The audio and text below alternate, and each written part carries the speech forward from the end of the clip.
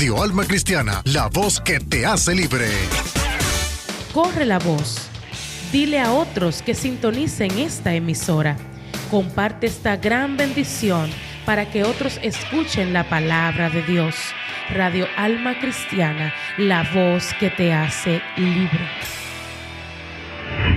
Gobernados por un diseño diferente a los patrones del mundo, preparados para presentar defensa con mansedumbre y reverencia, expresando las verdades eternas con plena certeza. Inicia su programa Convicciones Bíblicas. Quédate en sintonía, tu vida será edificada con la palabra de Dios.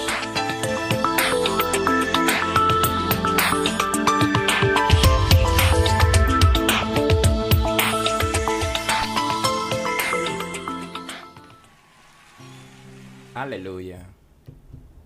Gloria a Dios. Aleluya. Bendecimos al Señor en esta hermosa tarde noche ya aquí en República Dominicana. Buenos días, buenas tardes, buenas noches a los que nos escuchan en toda parte del mundo desde aquí. Un abrazo caluroso desde aquí de República Dominicana. Radio Alma Cristiana transmitiendo para el mundo la palabra de fe, la palabra de amor, la palabra de aliento para tu vida. Aquí de este lado en Convicciones Bíblicas, Daniel Santana te hace compañía y a mi lado está mi amada esposa. Sí, amén. Dios le bendiga a todos. Johanny Santos, su servidora con cada uno de ustedes, esperando que este programa sea de gran edificación para cada una de sus vidas.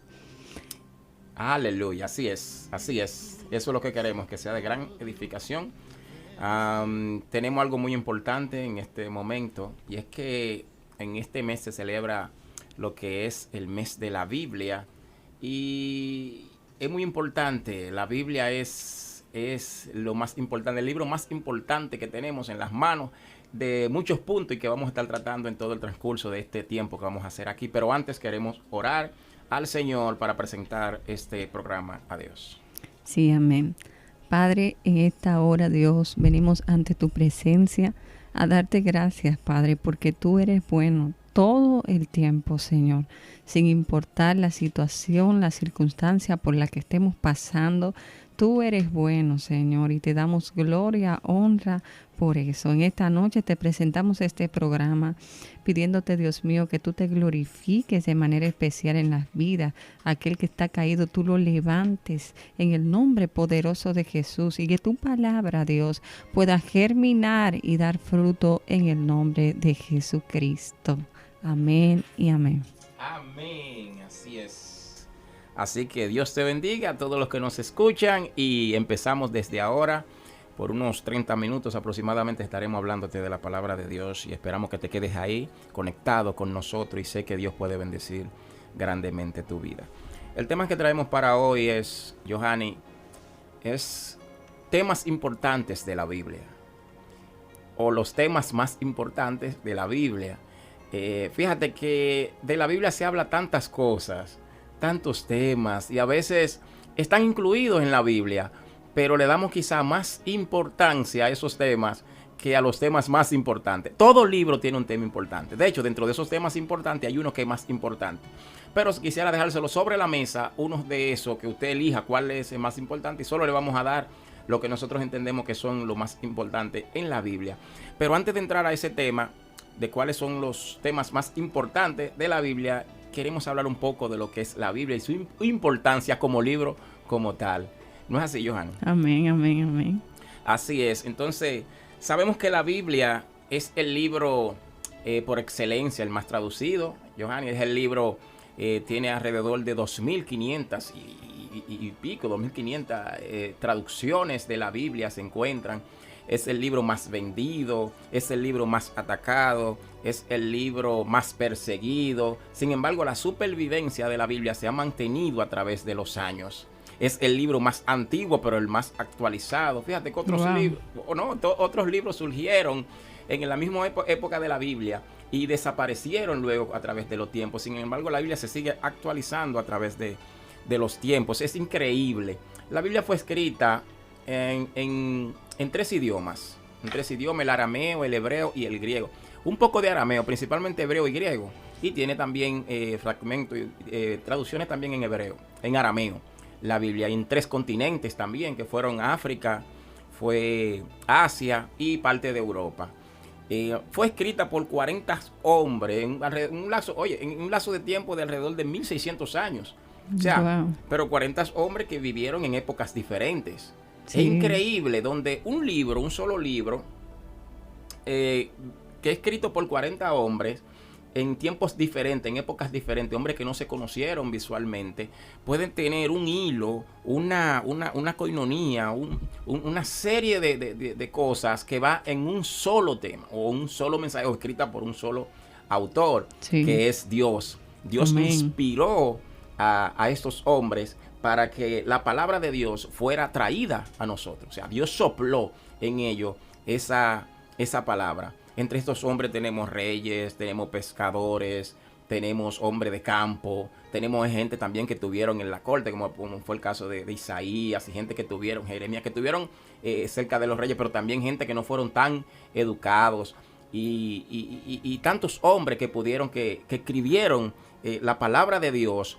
Entre todos ellos, Dios hace lo que es, forma este libro y lo hace tan especial para cada uno de nosotros, y nos trae este tema tan importante de la vida, de lo que es el ser humano, y además el plan de Dios para el hombre Wow. en este libro. Al tú decir eso, entonces yo pienso qué maravilloso es nuestro Dios, que como que no hace acepción de personas, sino que él no dice voy a tomar a este superdotado para que sea quien hable acerca de mi palabra, sino que voy a inspirar a aquel humilde, a aquel pobre, a aquel pescador, a aquel que no sabe nada.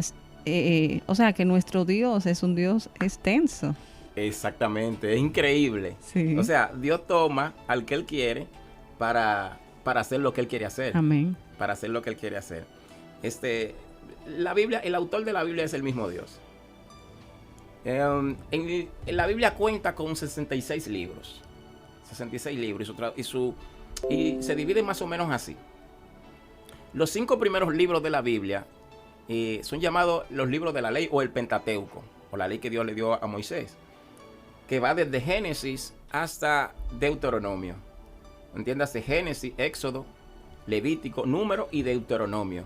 O sea, estos 5 libros, así inicia. De hecho, el Génesis es como si fuera, el que lee el Génesis es como el inicio, pero como si estuviera leyendo la Biblia entera, porque ahí donde Dios empieza, en el Génesis desde el 1 hasta el 11, ahí tenemos la creación del hombre, la creación de la naturaleza, el mundo, o sea, lo que vemos. Luego vemos la creación del hombre, pero también vemos la caída en Génesis 3, como fue el pecado. Sí. Asimismo, vemos el diluvio, vemos la dispersión de las lenguas y de la humanidad, o sea, las lenguas y cómo se forman, cómo comienzan a formarse los clanes y los grupos de personas. Bueno, en la Torre de Babel, cuando la división de las lenguas, ahí comienzan a salir grupos diferentes, con lenguas diferentes también. Vemos el diluvio y el pacto que Dios hizo con Noé. Y hasta el 11 vemos cómo Dios trabaja eso con el hombre, o sea, trabaja lo que es la humanidad, el inicio de la humanidad. Pero después del 11, del 12 hasta el 50, entonces vemos que Dios comienza a trabajar directamente con una familia para formar lo que es su proyecto de redención, luego que el hombre falla en la tierra. Y entonces tú lo inicias con Abraham.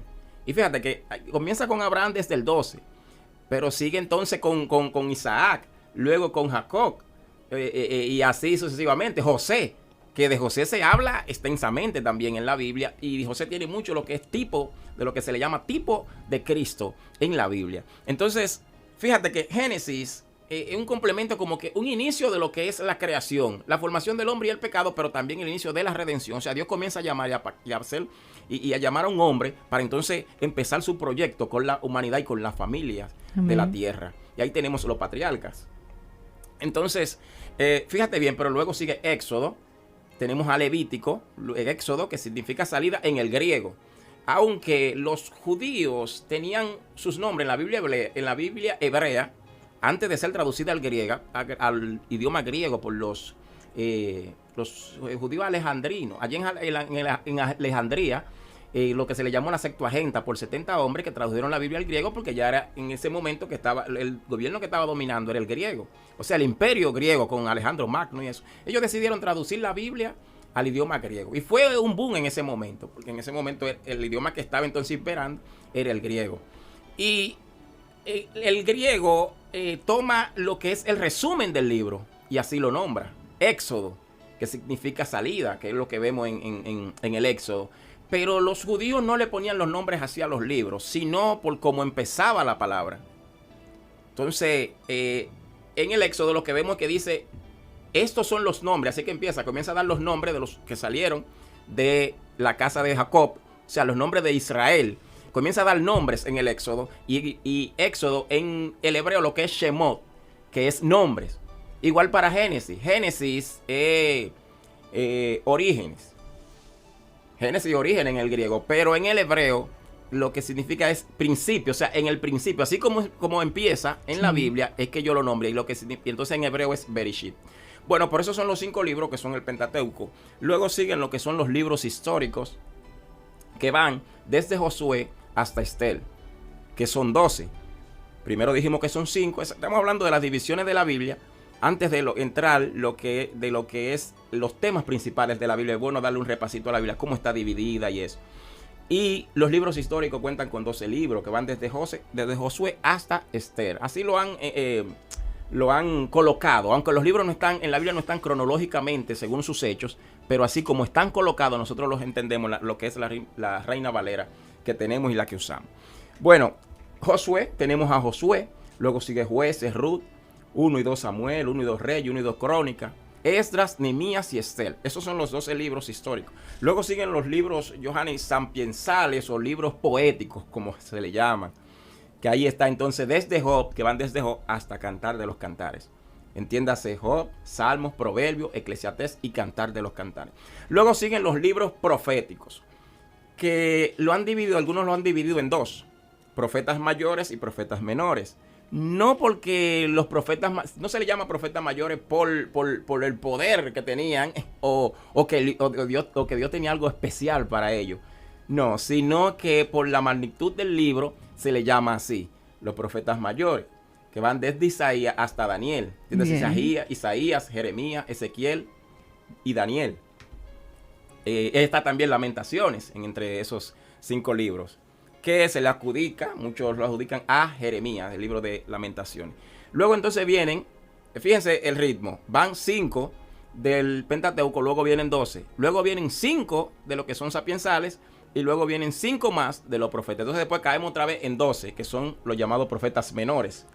Los profetas menores van desde Oseas hasta Malaquías. Entiéndase, Oseas, Joel, Amós, Abdías, Jonás, Miqueas, Nahum, Habacuc, Sofonías, Ageo, Zacarías y Malaquías. Esos 12 libros. Entonces, ahora usted me dice a mí, pero varón, ¿y cómo yo puedo memorizar esos libros? Bueno, usted lo puede memorizar más o menos en esta forma, esas divisiones que hemos dado. Dijimos que no están en orden cronológico, porque si usted lo pone en orden cronológico, usted juntaría Malaquías con el libro de Esdras y Nehemías, porque Esdras y Nehemías fueron después que ya ellos salen de la cautividad. Entonces, y encontramos Malaquías lejos también. O sea, pero no están escritos en orden cronológico, pero sí entendible para lo que nosotros queremos saber de Dios y el propósito que Dios tiene para cada uno de nosotros. Entonces, en eso, ¿cómo usted lo pudiera aprender? Bueno, usted puede decir así, 5, 12, 5, 5, 12. Ahí están. Pentateuco 5, 12 libros históricos, 5 poéticos, 5 profetas mayores y 12 profetas menores. Y ahí usted puede memorizar más o menos, porque lo que queremos es que aprendamos y dominemos el libro que tenemos en la mano. O sea, nosotros tenemos que saber qué tenemos en las manos. ¿Qué tenemos? ¿Con qué contamos? O sea, ¿cómo están divididos? Ahí tenemos 39 libros, en eso que le hemos mencionado. El Nuevo tiene 27 libros.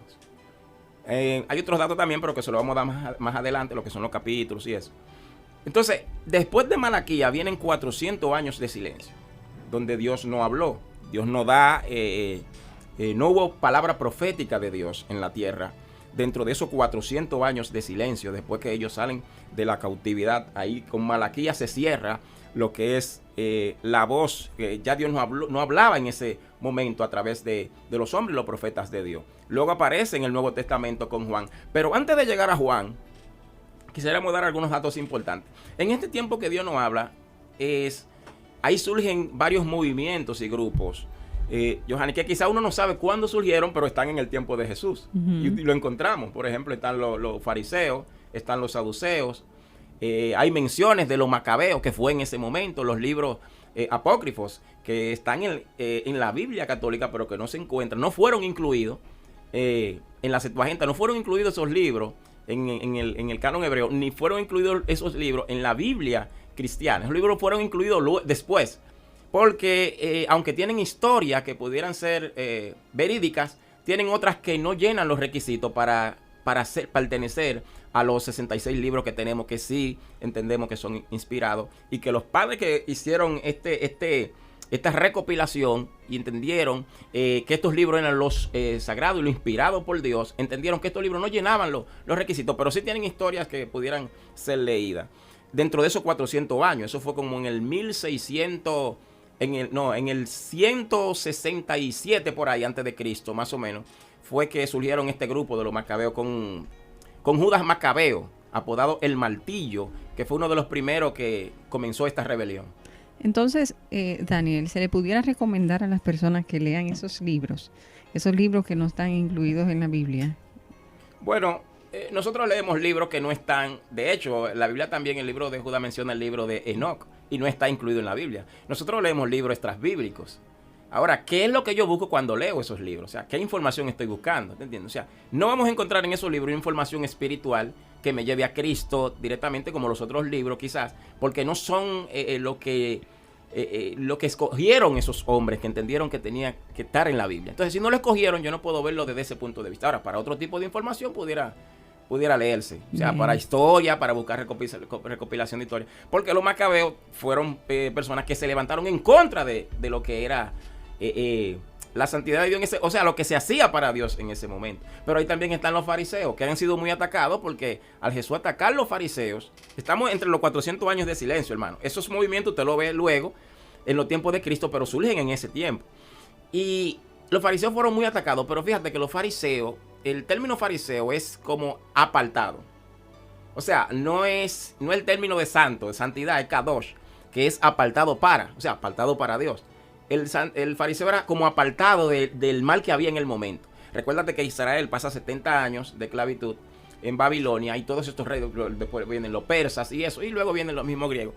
Y hay influencias que se están mezclando entre el pueblo de enseñanzas raras. Entonces, estas personas, los fariseos, tratan como de cuidar lo que es la ley de Moisés y lo que ellos habían aprendido, y se apartan de esos grupos. O sea, en sus inicios no fueron malos. Sin embargo, los fariseos se apartaban de lo que ellos consideraban pecado, pero realmente el pecado estaba en el corazón de ellos. Exacto. No, siempre ha habido grupos que se han tratado de apartar y mantenerse fuera. Ahora, pero en sus inicios, lo que te quiero decir, no eran malos. Ahora, ¿cuándo viene entonces lo malo? Y lo que Jesús les reprocha, que entonces ellos se excedieron. O sea, Jesús le dice, ustedes ponen cargas que el pueblo, que ustedes mismos no llevan. O sea, porque a las leyes de Moisés ellos le pusieron como 300 cargas. O sea, pusieron más leyes de ellos que no eran bíblicas. Sí. Por eso que hay un texto bíblico, que no me llegará a la mente la cita, pero que no se ha enseñado bien. Y es que habla, cuando Jesús le dice a los fariseos, en la cátedra, Jesús dice, en la cátedra de Moisés se sientan los escribas y los fariseos. Por tanto, haced todo lo que ellos dicen, pero no como ellos hacen. En realidad, este texto a veces como que es chocante, porque uno dice, ven acá, pero Jesús está diciendo que yo haga todo lo que ellos dicen, cuando Jesús en realidad lo atacó a ellos por muchas cosas que ellos decían. Y cuando se busca en el original y estudiando un poco, nos podemos dar cuenta que Jesús lo que le está diciendo a ellos es, en la cátedra de Moisés se sientan los escribas y los fariseos, por tanto, todo lo que ellos dicen, que dice la ley de Moisés, o sea, es diferente. Sí. Es lo que ellos dicen que dice la ley, es que yo debo hacer.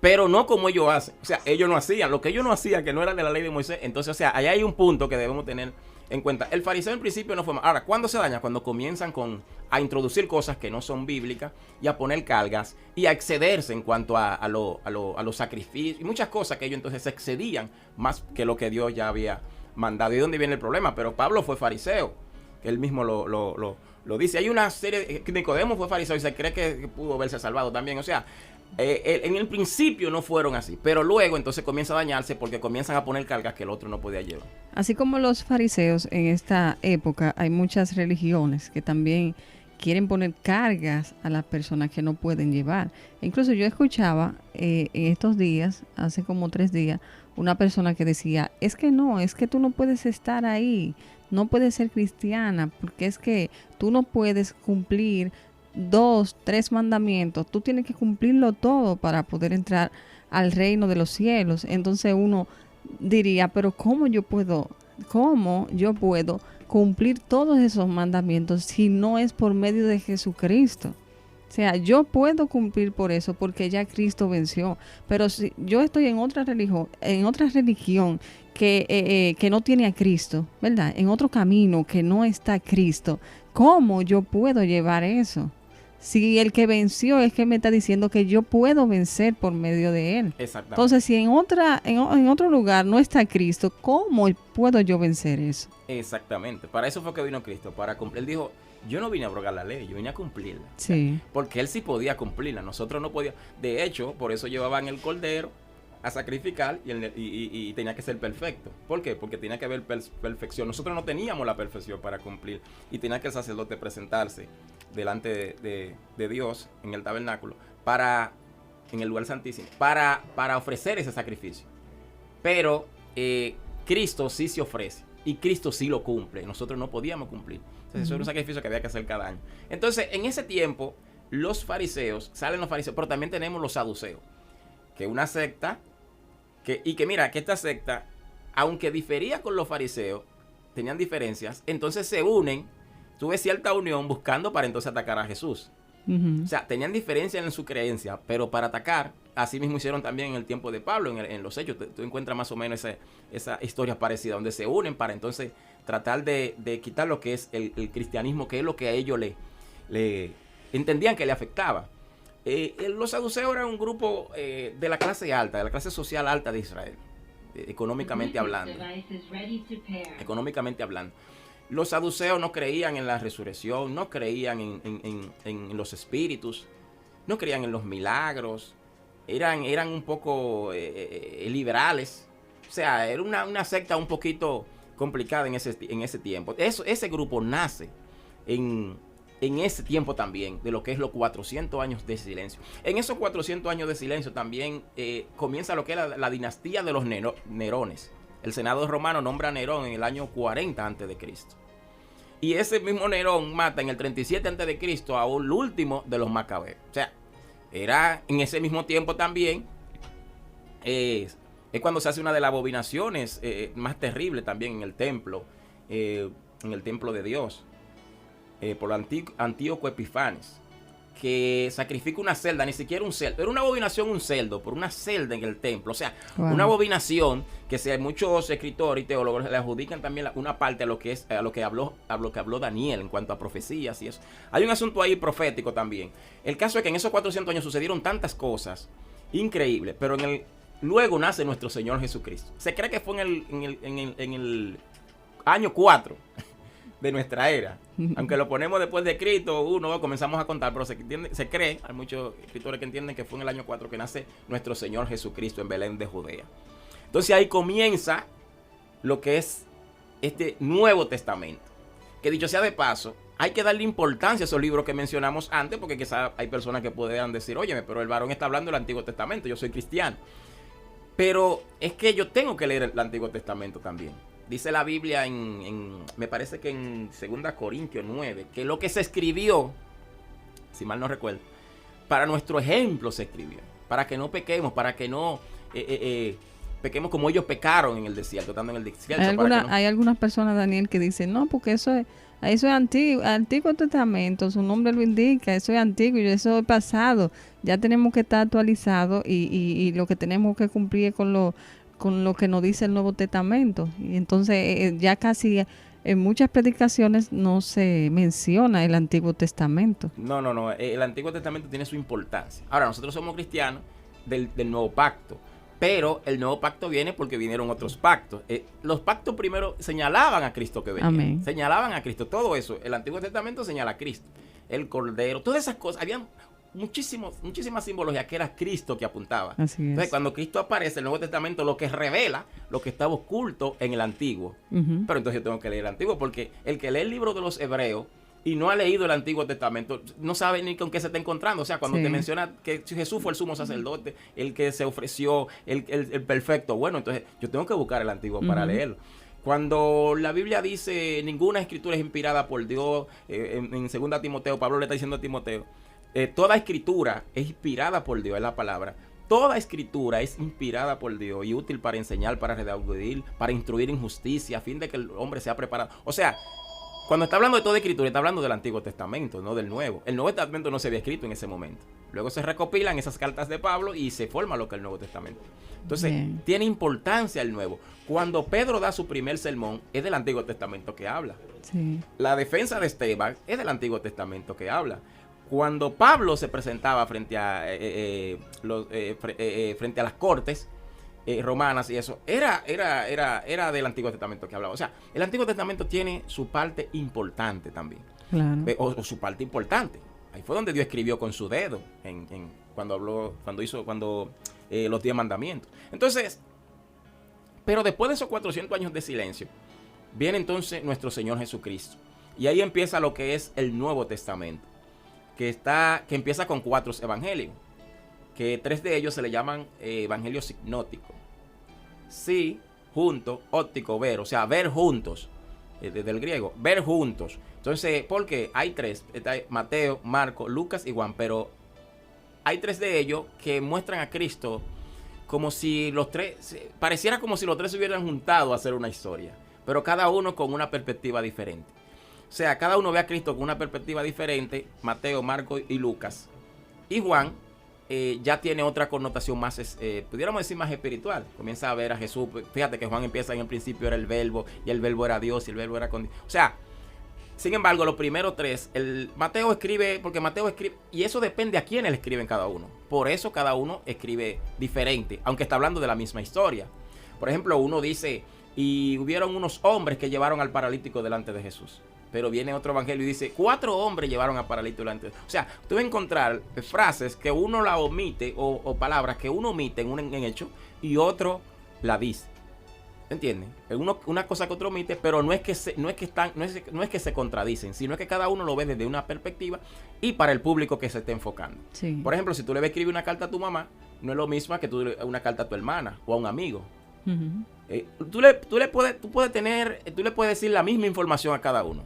Que tú, por ejemplo, que tú vas para la iglesia el domingo, y a cada uno tú se la vas a dirigir diferente por el aprendizaje que tiene cada uno, el contexto social en que se mueve, el nivel de educación que tiene. O sea, tú te vas a dirigir diferente. Y por eso Mateo escribe para el judío. Y Mateo lo que está buscando es presentar a Cristo como el Mesías. Al Mateo estar tratando de presentar a Cristo como el Mesías, fíjate que empieza con la genealogía. Porque el Mesías esperado tenía que venir del linaje de David. Entonces Mateo comienza con la genealogía para dar a entender que Jesús era el Mesías prometido. En Mateo, donde más aparece en las citas bíblicas del Antiguo Testamento, porque es lo que está dando a entender, y lo que quiere dar a entender es que Jesús es el Mesías prometido, y escribe para el judío. No así con Marco. Marco es más reducido, de hecho de los evangelios es el más corto, tiene 16 capítulos.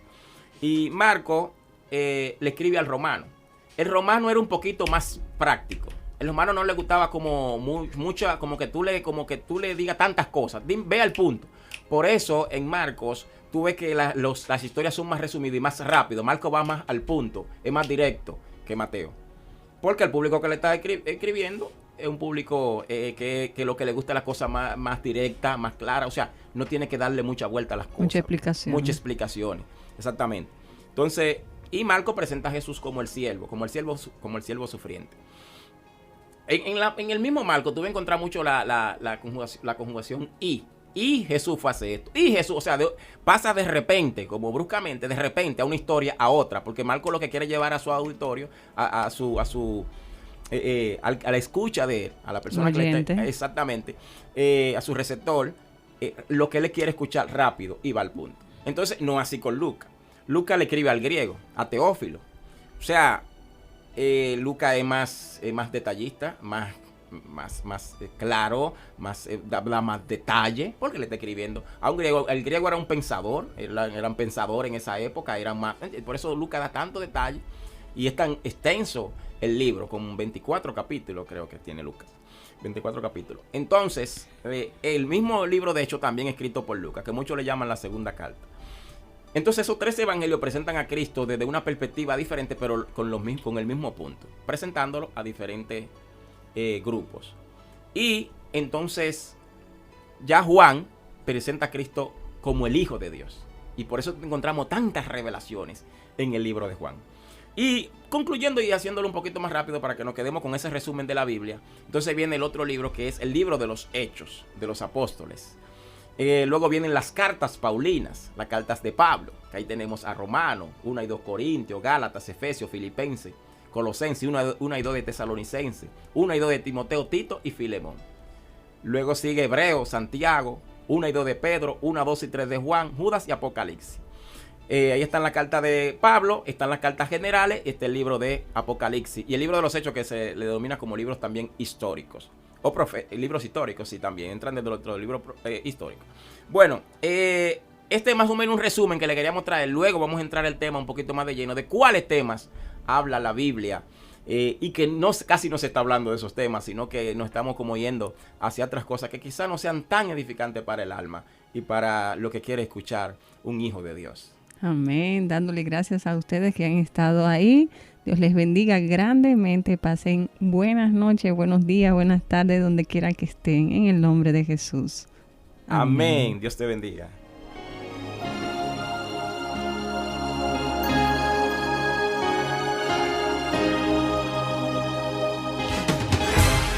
¿Estás en sintonía